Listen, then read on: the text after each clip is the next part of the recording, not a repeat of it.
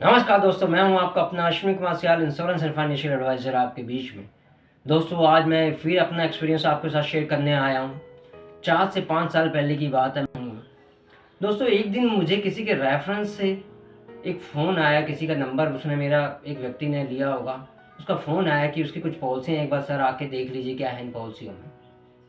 मैं उसकी पॉलिसियाँ देखने उसके घर गया, देखा वो सारी पॉलिसियाँ मैक्सिमम वो सरेंडर करा चुका और उसको जो पैसे कम मिले हैं, उसके बारे में वो डिटेल मुझसे जानना चाहता है। मैं उसको सारा डिटेल बताया कि सरेंडर पॉलिसी में कैसे-कैसे पैसे मिलते हैं और आपने समय से पहले अपनी पॉलिसियाँ सरेंडर करा दी हैं, इसलिए आपको इस तरीके से पैसे मिले हैं।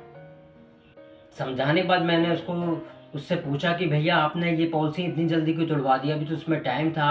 आपको अगर पैसे की ज़रूरत थी तो आप पॉलिसी से लोन अवेलेबल होता है एलआईसी की पॉलिसी में, आपने लोन क्यों नहीं? शायद उसको उस चीज़ की जानकारी थी या नहीं है मुझे नहीं पता। पर उसने कहा कि मुझे ज़रूरी काम के लिए पैसे चाहिए थे, तो मुझे इस बात की कोई परवाह नहीं कि कैसे मतलब ये पॉलिसी टूटे या लोन मिले, बस उसको पैसे से मतलब था। और वो किसी आस्था के अंतर्गत कोई पैसा कहीं पे कोई धार्मिक कार्य में लगाने की बात कर रहा था, वो जो कि बहुत अच्छी बात भी है। पर पॉलिसी का पैसा तुड़वा के कोई धार्मिक काम में लगाना कोई समझदारी नहीं है।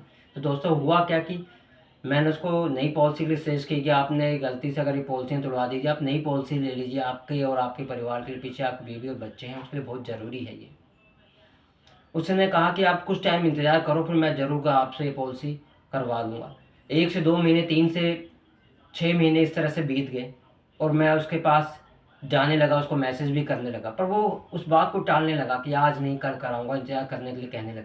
मुझे बड़ा अफ़सोस हुआ इस बात को जान के कि मैं अपनी तरफ से काफ़ी प्रयास किए उसको पॉलिसी समझाने का। हालाँकि उसकी जो वाइफ़ थी, वो भी बहुत समझदार थी, उन्होंने बहुत प्रयास किया था कि भई आप अपने नाम से पॉलिसी ले लें। पर उस व्यक्ति ने उस बात को टाल दिया था और इंतज़ार कर रहा था कि हाँ, मैं करवाऊँगा, बाद में करवाऊँगा। कुछ टाइम बाद मुझे एक दिन दिवाली के आस-पास की बात है, मुझे एक फ़ोन आया उसके परिवार से कि सर, आप एक बार हमारे घर आइए। मैं उनके घर गया तो पता चला कि उनकी एक्सीडेंट में, रोड एक्सीडेंट में उस व्यक्ति की डेथ हो गई है। उसके परिवार वालों ने जो मुझे पॉलिसी दिखाई, वो उससे जानना चाहते थे कि उसका क्लेम अभी मिलेगा या नहीं मिलेगा। तो मैंने उनको ये बताया कि जो पर्ची हैं वो बिल्कुल किसी काम की नहीं, क्योंकि उसकी पॉलिसी है, सारी पॉलिसी वो सरेंडर करा चुका था। उसके बीवी वगैरह, उसके परिवार वाले सब उस चीज़ पे अफ़सोस जताने लगे और आज भी मैं जाता हूँ उस घर पे, तो उसकी वाइफ़ को जॉब करना पड़ता है। बड़ा दुःख लगता है कि वो परिवार में जब इस एज में कभी ज़िंदगी में जिसने काम ना किया हो, अब उनको काम करना पड़ता है। अगर उस व्यक्ति ने अपनी पॉलिसियाँ इस तरह से नहीं तुड़वाई होती तो उनको कुछ अच्छा अमाउंट, उसके परिवार को एक आर्थिक मदद मिल जाती, क्योंकि व्यक्ति तो चला जाता है, व्यक्ति की कमी तो एलआईसी बीमा कभी पूरी नहीं कर सकता। कह रहा हूँ कि कई बार आस्था भक्ति रखना बहुत ज़रूरी होती है, पर इतना भी ना कीजिए कि अपना आपका परिवार को आप सब कुछ ही भूल जाएं और आप इन्वेस्टमेंट का कुछ सोच रहे हैं तो इंतज़ार करते रह जाएं और कुछ काम करने की आदत अपनी टाल दें। इसलिए कोई भी काम आपने करना हो अच्छे के परिवार के लिए तो आप उसको तुरंत कीजिए, उस काम को टालिए मत।